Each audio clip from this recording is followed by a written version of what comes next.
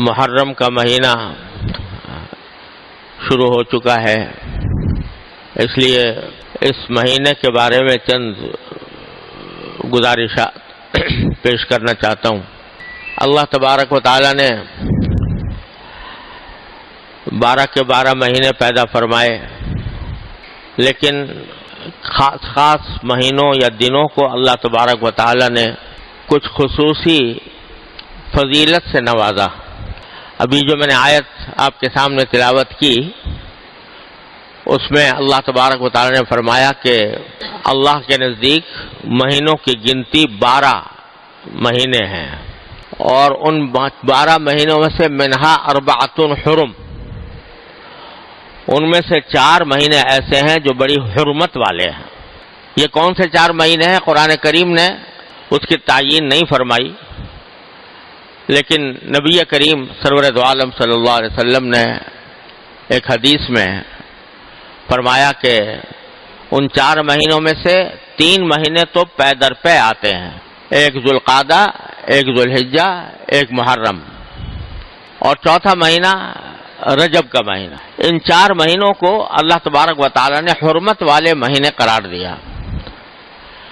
اگرچہ رمضان المبارک کا مہینہ ان سب سے افضل ہے، لیکن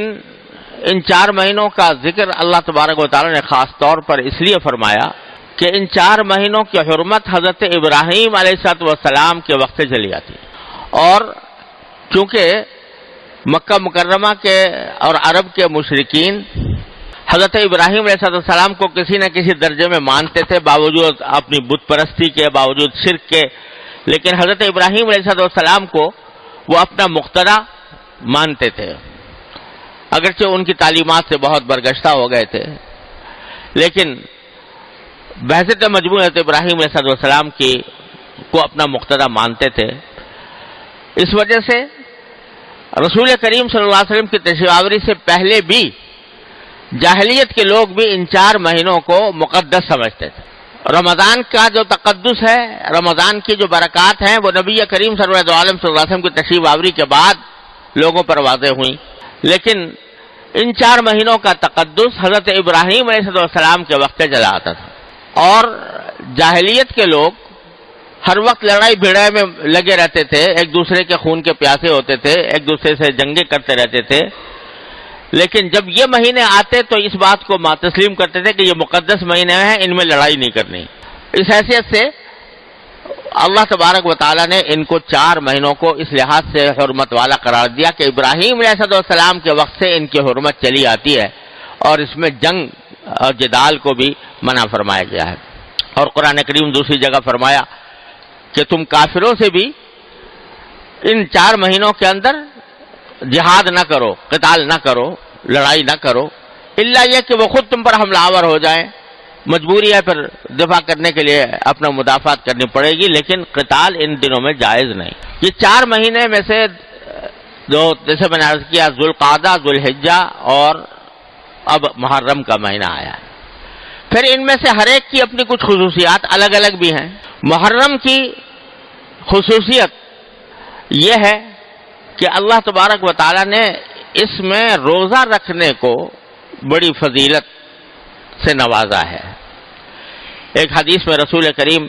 سرور دو عالم صلی اللہ علیہ وسلم کا یہ ارشاد منقول ہے کہ آپ نے فرمایا کہ رمضان کے بعد سب سے زیادہ افضل روزے محرم کے روزے ہیں، اور محرم کے روزے رمضان کے بعد سب سے زیادہ فضیلت والے ہیں، جس کا مطلب یہ ہے کہ محرم کے کسی بھی دن جب بھی آدمی کو موقع ملے روزہ رکھے تو بڑی فضیلت کا عمل ہے۔ اور خاص طور سے عاشورہ کا روزے کے بارے میں تو یہ فرمایا کہ یہ 1 سال پہلے کے گناہوں کا یہ کفارہ بن جاتا ہے۔ تو یہ عمل نبی کریم صلی اللہ علیہ وسلم سے ثابت ہے کہ محرم کا مہینہ یہ اس میں نفلی روزے یہ خاص فضیلت رکھتے ہیں۔ یہ اللہ تبارک و تعالی نے اس مہینے کو یہ خصوصیت عطا فرمائی ہے۔ دوسرے مہینوں میں روزہ رکھنا بھی ثواب ہے، لیکن محرم کے روزے میں کے مہینے میں روزہ رکھنے کی زیادہ فضیلت نبی کریم صلی اللہ علیہ وسلم نے بیان فرمائی ہے۔ تو ایک حکم تو محرم کے بارے میں یہ ہے کہ اس میں لڑائی بڑائی منع ہے، اس میں ایک یہ کہ روزہ رکھنے کی بڑی فضیلت ہے کسی بھی، خاص طور سے عاشورہ کا دن یعنی 10 محرم کا دن، اس کی سارے محرم کے سارے دنوں میں سب سے زیادہ افضل دن عاشورہ کا ہے، یعنی 10 محرم کا۔ اور حدیث میں آتا ہے کہ رسول کریم صلی اللہ علیہ وسلم جب ہجرت کر کے مکہ مکرمہ سے مدینہ منورہ تشریف لائے ہیں تو وہاں یہ دیکھا کہ اہل مدینہ میں سے جو یہودی ہیں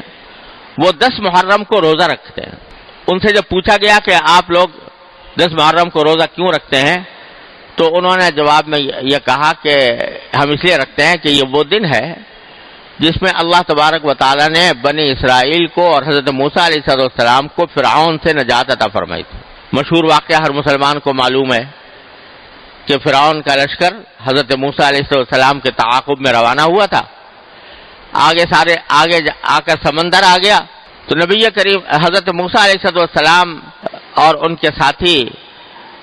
آگے تھے اور فرعون کا لشکر پیچھے تھا، آگے سمندر حائل ہو گیا۔ تو قرآن کریم میں ہے کہ جو حضرت موسیٰ علیہ السلام کے ساتھ بنی اسرائیل کے لوگ تھے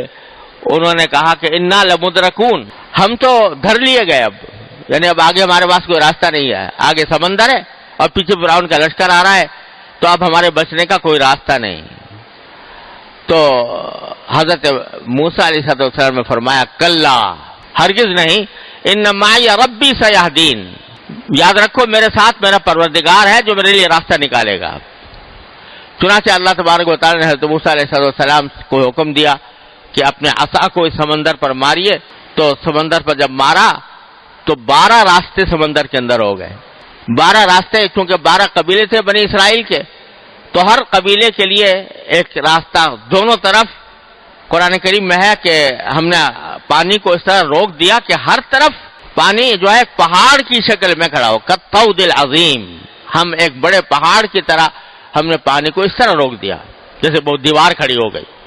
اور حضرت موسیٰ علیہ السلام کا لشکر پار ہو گیا۔ جب فرعون نے دیکھا کہ راستے بن گئے تو اس نے سوچا کہ میں بھی اس میں داخل ہو جاؤں، وہ بھی داخل ہوا، لیکن جب بیچ سمندر کے پہنچا تو اللہ تعالیٰ نے پانی کو حکم دے دیا کہ وہ مل جائے، تو وہ غرق ہو گیا۔ یہ واقعہ قرآن کریم نے بھی جگہ جگہ بیان فرمایا ہے۔ اور یہودیوں نے کہا کہ ہم چونکہ عاشورہ کے دن 10 محرم کو حضرت موسیٰ علیہ السلام کو اللہ تعالیٰ نے فتح عطا فرمائی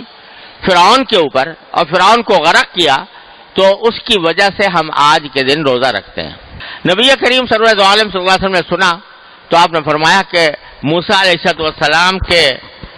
زیادہ قریب تو ہم لوگ ہیں، ان لوگوں نے تو موسیٰ علیہ السلام کی تعلیمات کو چھوڑ دیا یہودیوں نے، لیکن ہم نے زندہ کیا ہے موسیٰ علیہ السلام کی تعلیمات کو، لہذا ہم اس بات کے زیادہ حقدار ہیں کہ اس میں روزہ رکھیں۔ چنانچہ نبی کریم سرور دو عالم صلی اللہ علیہ وسلم نے خود بھی روزہ رکھا، صحابہ کرام کو بھی تلقین فرمائی، اور پھر یہ فضیلت بھی بیان فرمائی کہ عاشورہ کے دن روزہ رکھنے کے نتیجے میں مجھے اللہ تعالیٰ کی رحمت سے امید ہے کہ 1 سال پہلے کے گناہ معاف ہو جائیں گے۔ یہ حضور اقدس صلی اللہ علیہ وسلم۔ پھر ہوا یہ کہ اللہ تبارک و تعالیٰ نے بعد میں عاشورہ کا روزہ فرض کر دیا۔ اس وقت تک رمضان کے روزے فرض نہیں ہوئے تھے، تو اللہ تبارک و تعالیٰ نے عاشورہ کا روزہ فرض کر دیا مسلمانوں کے ذمہ ہے۔ چنانچہ رمضان کی فرضیت سے پہلے سارے مسلمان ایک فریضے کے طور پر عاشورہ کے دن روزہ رکھا کرتے تھے۔ بعد میں جب رمضان کے روزے فرض کیے گئے تو اس وقت عاشورہ کی روزے کی فرضیت منسوخ ہو گئی، اب وہ فرض نہیں رہا۔ البتہ اس کی فضیلت آپ نے بیان فرمائی کہ وہ روزہ رکھے تو بڑا ثواب ہے، نہ رکھے تو کوئی گناہ نہیں، لیکن رکھنے میں بڑا ثواب ہے، مستحب ہو گیا۔ چنانچہ حدیث میں آتا ہے کہ جب رمضان کو اللہ تعالیٰ نے فرض کر دیا تو اس کے بعد عاشورہ کا روزہ مستحب قرار دے دیا گیا، جس کا دل چاہتا تھا رکھتا تھا اور جس کا دل چاہتا تھا نہیں رکھتا تھا۔ تو اس طرح اس روزے کی فضیلت اب بھی برقرار ہے، باوجود کہ فرض نہیں ہے لیکن فضیلت اب بھی برقرار ہے۔ البتہ رسول کریم صلی اللہ علیہ وسلم نے اس میں تھوڑی سی یہ ترمیم فرمائی کہ یہ فرمایا کہ عاشورہ کا روزہ اگر رکھو تو اس کے ساتھ ایک روزہ اور ملا لو، چاہے تو 9 تاریخ کا روزہ ملا لو، 9 اور 10 ملا کر رکھو، چاہے 11 تاریخ کا ملا لو، 10 اور 11 ملا کر رکھو، یہ زیادہ بہتر ہے۔ کیوں؟ وجہ اس کی یہ بیان فرمائی گئی کہ یہودی جو ہیں وہ عاشورہ کے دن روزہ رکھتے ہیں، اگر مسلمان بھی صرف عاشورہ کے دن روزہ رکھیں گے تو یہودیوں کے ساتھ مشابہت پیدا ہو جائے گی۔ اس مشابہت سے بچنے کے لیے یہ تلقین فرمائی کہ یا 9 کو بھی ساتھ ملاؤ یا 11 کو بھی ساتھ ملاؤ، دونوں کو ملا کر رکھو۔ اس سے یہ بھی اندازہ کیا جا سکتا ہے کہ نبی کریم سرور دو عالم صلی اللہ علیہ وسلم کو غیر مسلموں کے ساتھ مشابہت یہ کتنی ناگوار تھی۔ حالانکہ مشابہت یہاں کسی بری چیز میں نہیں ہو رہی تھی، روزہ رکھنے میں ہو رہی تھی، ایک عبادت کے کام میں ہو رہی تھی، لیکن اس مشابہت کو بھی رسول کریم صلی اللہ علیہ وسلم نے پسند نہیں فرمایا۔ فرمایا کہ اس مشابہت کو بھی ختم کرو، اس کے ساتھ کوئی روزہ ملا کر رکھو تاکہ ان کے ساتھ مشابہت نہ ہو۔ اس سے آپ ذرا اندازہ لگائیے کہ جب نیک کام میں عبادت میں بھی ان کے ساتھ مشابہت کو ناپسند کیا گیا تو جو ایسے کام ہیں جو جن کا کوئی تعلق نیکی اور عبادت سے نہیں ہے اس میں اگر کوئی مشابہت اختیار کرے تو کتنا برا ہوگا۔ افسوس ہے کہ آج ہم لوگوں نے دین کے اس اہم حکم کو بڑا فراموش کیا ہوا ہے۔ اپنے لباس میں، اپنے پوشاک میں، اپنی چال ڈھال میں، اپنے طریقہ کار میں ہم لوگوں نے غیر مسلموں کی شباہت اختیار کرنی شروع کر دی۔ اس کا نتیجہ یہ ہے کہ پہلے تو یہ ہوا کرتا تھا کہ آپ کہیں بھی چلے جائیں مسلمان دور سے نظر آتا تھا یہ مسلمان ہے، اس کا لباس، اس کا حلیہ، اس کا سر سے لے کر پاؤں تک اس کا انداز رہن سہن وہ بتلا دیتا یہ مسلمان ہے۔ آج چونکہ مسلمانوں نے غیر مسلموں کی روش اختیار کر لی، ان کا جیسا لباس پہننا شروع کر دیا، ان جیسا طریقہ اختیار کرنا شروع کر دیا، اپنے چہرے ان کے مطابق بنا لیے، تو اس کا نتیجہ یہ ہے کہ پہچاننا مشکل ہوتا ہے کہ یہ مسلمان ہے یا غیر مسلم ہے۔ خاص طور سے ایسے علاقوں میں جہاں جو اللہ بچائے جو دین کے پابند لوگ نہیں ہیں، وہاں علاقوں میں جائیں، مجلسوں میں جائیں، کانفرنسوں میں جائیں، پتہ لگانا مشکل ہے یہ مسلمان ہے یا غیر مسلم ہے۔ رسول کریم صلی اللہ علیہ وسلم اس طرح واضح امتیاز قائم کرنا چاہتے تھے کہ مسلمانوں کو دیکھ کر پتہ لگایا جا سکے کہ یہ مسلمان ہے، اس لیے آپ نے اس مشابہت کو ناپسند فرمایا۔ لہذا فقہاء کرام نے فرمایا ہے کہ تنہا روزہ رکھنا عاشورہ کا اس میں مکروہ تنزیہی ہے، یعنی گناہ تو نہیں ہے لیکن اس سے بچنا بہتر ہے، اور بچنے کا طریقہ یہی ہے کہ یا تو 9 کا روزہ ساتھ ملائیں یا 11 کا ملائیں، اور اس سے جو عظیم اصول نکل رہا ہے وہ ہر مسلمان کو سمجھنا چاہیے کہ یہ مشابہت کا طریقہ کو جو ہم اختیار کیے ہوئے ہیں ہر چیز کے اندر، اس کو خدا کے لیے چھوڑے، مشابہت پیدا کریں نبی کریم صلی اللہ علیہ وسلم کے ساتھ، مشابہت پیدا کریں آپ کے صحابہ کرام کے ساتھ، تو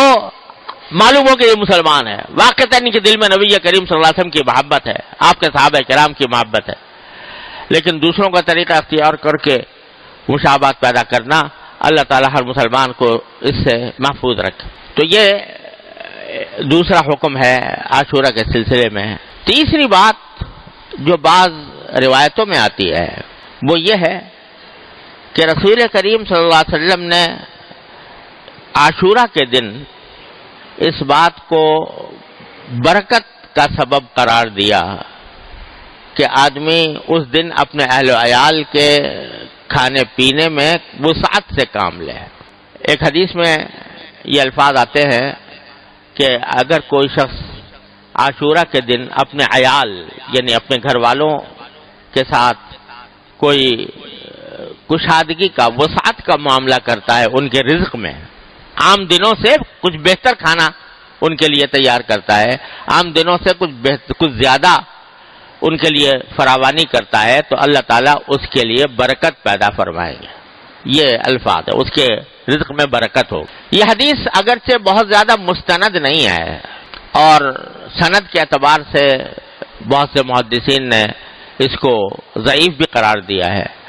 لیکن بہت سے محدثین اس کو کہتے ہیں کہ قابل قبول ہے۔ اس واسطے مسلمانوں کے ہاں ایک یہ طریقہ چلا آتا ہے اور اس حد تک کوئی حرج نہیں ہے کہ آدمی اپنے گھر کے کھانے پینے میں عام دنوں سے کچھ زیادہ وسعت اختیار کرے. یہ اپنی جگہ مسلمانوں کا تعامل بھی اس پر چلا آیا ہے، اس میں کوئی حرج نہیں ہے. لیکن اس کو ضروری سمجھنا کہ ایسا کرنا بہت ضروری ہے، یا ایسا سمجھنا کہ اس کے بغیر محرم ہی نہ ہوا، تو اس کا یہ مطلب نہیں ہے. اگر کوئی شخص ایسا کرے تو انشاءاللہ امید ہے برکت ہوگی اس کے لیے. لیکن اس یہ جو کہا گیا کہ رزق میں کچھ وسعت اختیار کرے، اس کے لیے کسی خاص کھانے کی تعین نہیں ہے کہ فلاں کھانا پکایا جائے،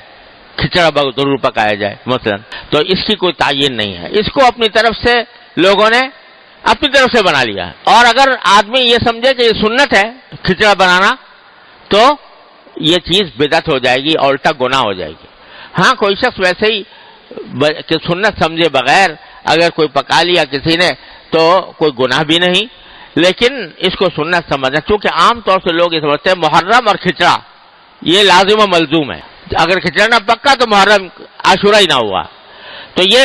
بالکل ہی غلط بات ہے، اس لیے اس سے حتی الامکان پرہیز کرنا چاہیے. یہ ہے چند احکام جو محرم سے متعلق ہیں، جو صحیح احادیث سے ثابت ہے. اور باقی بہت ساری چیزیں لوگوں نے اپنی طرف سے بنا لی ہیں جن کا کسی حدیث سے قرآن سے کہیں ثبوت نہیں. مثلا لوگوں میں مشہور ہے کہ آدم علیہ السلام اس دن پیدا ہوئے تھے، یا حضرت ابراہیم علیہ السلام اس دن پیدا ہوئے تھے، یا قیامت اس دن آئے گی. اس قسم کے جو باتیں ہیں ان کا کہیں قرآن و حدیث میں ثبوت نہیں آیا. جتنا ثبوت ہے میں نے عرض کر دیا. تاریخی اگر واقعہ کوئی اس سے وابستہ ہے تو موسیٰ علیہ السلام کا. ایک اور غلط فہمی یہ بھی ہے کہ بعض لوگ عاشورہ کی حرمت اور اس کی عظمت اس وجہ سے سمجھتے ہیں کہ اس دن میں حضرت حسین رضی اللہ تعالیٰ عنہ کی شہادت واقع ہوئی. اس میں کوئی شک نہیں کہ حضرت حسین رضی اللہ تعالیٰ عنہ کی شہادت بڑا ہی المناک واقعہ ہے ہماری تاریخ کا. لیکن عاشورہ کی حرمت اس کی وجہ سے نہیں. حرمت تو میں نے عرض کیا پہلے سے چلی آ رہی ہے، ابراہیم علیہ السلام کے وقت سے چلی آ رہی ہے. بلکہ حضرت حسین رضی اللہ تعالیٰ عنہ کی فضیلت میں ایک فضیلت یہ بھی ہے کہ ان کی شہادت اللہ تبارک و تعالیٰ نے مقدر فرمائی عاشورہ کے دن. تو یہ ان کی فضیلت ہے، لیکن اس کی وجہ سے محرم کے اندر کوئی فضیلت عائد نہیں ہوتی. اور بے شک حضرت حسین رضی اللہ عنہ کی شہادت کا واقعہ بڑا ہماری تاریخ کا المناک واقعہ ہے. نبی کریم صلی اللہ علیہ وسلم کے نواسے، آپ کے جگر گوشہ، وہ اس طرح شہید ہوئے مظلومانہ انداز میں. تو یہ ایک بہت ہی بڑا کربناک اور المناک واقعہ ہے. لیکن اللہ تبارک و تعالیٰ نے ہمیں یہ تلقین فرمائی ہے، نبی کریم صلی اللہ علیہ وسلم کی تلقین یہ ہے، کسی کی بھی وفات ہو، کسی کی بھی شہادت ہو، تو نبی کریم صلی اللہ علیہ وسلم نے یہ فرمایا کہ اس موقع پر ماتم کرنا، گریبان چاک کرنا، اپنے گالوں کی پٹائی کرنا، اس کو سرکار دو عالم صلی اللہ علیہ وسلم نے ارشاد فرمایا کہ جو ایسا کرے وہ ہم میں سے نہیں ہے. اور خود حضرت حسین رضی اللہ تعالیٰ عنہ، کامل ابن اسیر جو تاریخ کی مشہور کتاب ہے، اس کے اندر لکھا ہے کہ حضرت حسین رضی اللہ تعالیٰ عنہ نے اپنی وفات سے اپنی شہادت سے 2 روز پہلے یا 3 روز پہلے اپنی بہن حضرت زینب رضی اللہ تعالیٰ عنہ ان کو وصیت کی کہ بہن، یہ الفاظ میری پیاری بہن، یہ الفاظ ہے میری پیاری بہن، اگر میں ہلاک ہو گیا، اگر میں شہید ہو گیا تو میرے اوپر نہ گریبان چاک کرنا، نہ اپنے گالوں کو مارنا، اور نہ اپنے کپڑے پھاڑنا. یہ وصیت فرمائی حضرت حسین رضی اللہ تعالیٰ عنہ. لہذا اس قسم کی جو کارروائیاں کی جاتی ہیں وہ نبی کریم صلی اللہ علیہ وسلم کے احکام کی بھی خلاف ورزی ہے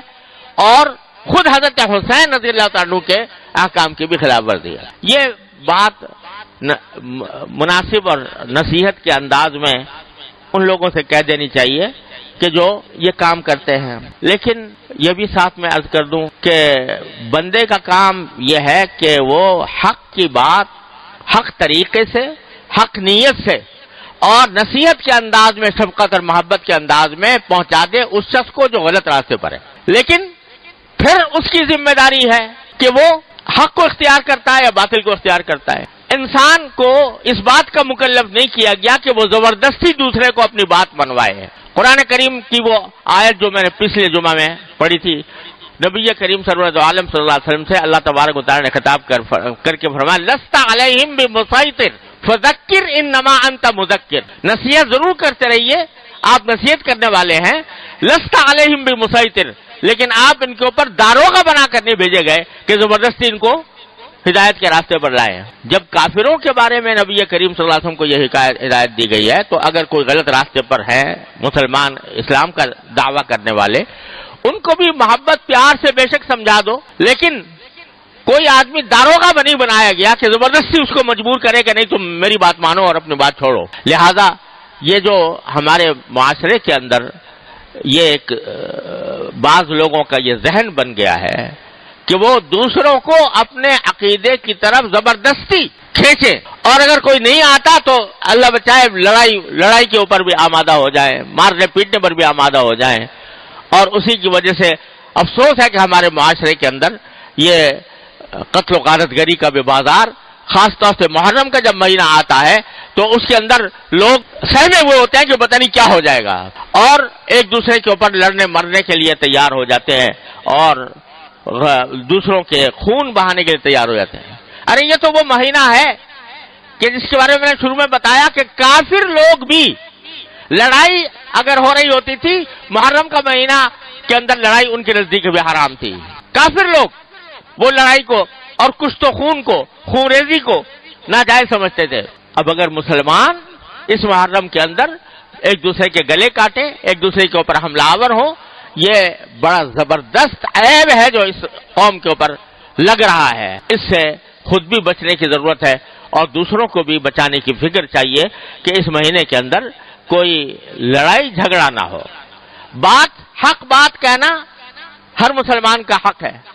اور وہ دوسرے تک حق بات پہنچائے پیغمبرانہ طریقے سے۔ پیغمبروں کا طریقہ یہ نہیں ہوتا کہ وہ دوسرے کو گالیاں دے کر، دوسروں کے اوپر حملہ آور ہو کر اپنی بات منوائیں۔ پیغمبروں کا طریقہ وہ ہے جو اللہ تعالی نے حضرت موسیٰ علیہ السلام کو سکھایا کہ تم فرعون کے سامنے جا رہے ہو تو قولا لہو قولا لینا، فرعون کے سامنے بھی نرم بات کرنا۔ اب اندازہ لگائیے فرعون سے بڑا گمراہ کون ہو سکتا ہے؟ لیکن اللہ تبارک و تعالیٰ نے حضرت موسیٰ علیہ السلام کو تلقین فرمائی کہ ان سے نرم بات کرنا، لعلہ یتذکر و یخشی، ہو سکتا ہے وہ بات مان لے، ہو سکتا ہے اللہ کا ڈر اس کے دل میں پیدا ہو جائے۔ حالانکہ اللہ تعالیٰ جانتے تھے کہ یہ ڈرنے والا نہیں ہے، حد نصیحت ماننے والا نہیں ہے، لیکن فرمایا کہ جو داعی ہے، دعوت دینے والا ہے، اس کے دل میں یہ امید ہونی چاہیے کہ شاید یہ میری بات مان لے، لہذا میں نرم بات کروں۔ سخت کلامی اور دوسروں کے اوپر کیچڑ اچھالنا اور ایک دوسرے کو برا بھلا کہنا اور ایک دوسرے سے لڑائی کرنا، یہ دین کی تعلیم نہیں ہے، دین کے بالکل برخلاف ہے یہ امر۔ وہ چاہے شیعہ کرے یا سنی کرے، دونوں کریں گے تو اللہ کے ہاں پکڑے جائیں گے۔ لہذا اس محرم کے اندر بالکل واضح طور پر یہ سمجھنا چاہیے، پہلی بات تو یہ کہ جو باتیں رسول کریم صلی اللہ علیہ وسلم سے ثابت ہیں بس اس حد تک اپنے آپ کو محدود رکھیں۔ آگے جو باتیں لوگوں نے اپنی طرف سے بنا رکھی ہیں ان سے اپنے آپ کو بھی بچائیں، دوسروں کو بھی بچائیں۔ حق بات حق طریقے سے، حق نیت سے دوسرے تک پہنچا دیں، پھر اس کا معاملہ اللہ کے حوالے کریں۔ اللہ تبارک و تعالیٰ سے ہر ایک انسان کا معاملہ اللہ تعالیٰ کے ساتھ ہے، لیکن مار پیٹ کر، لڑائی بھڑائی کر کے دوسرے کے اوپر کوئی اپنا نظریہ تھوپا نہیں جا سکتا۔ اس کا اگر خیال کریں تو انشاءاللہ ہمارے معاشرے میں جو قتل و غارت گری کا بازار گرم ہے وہ انشاءاللہ رفع ہو جائے گا۔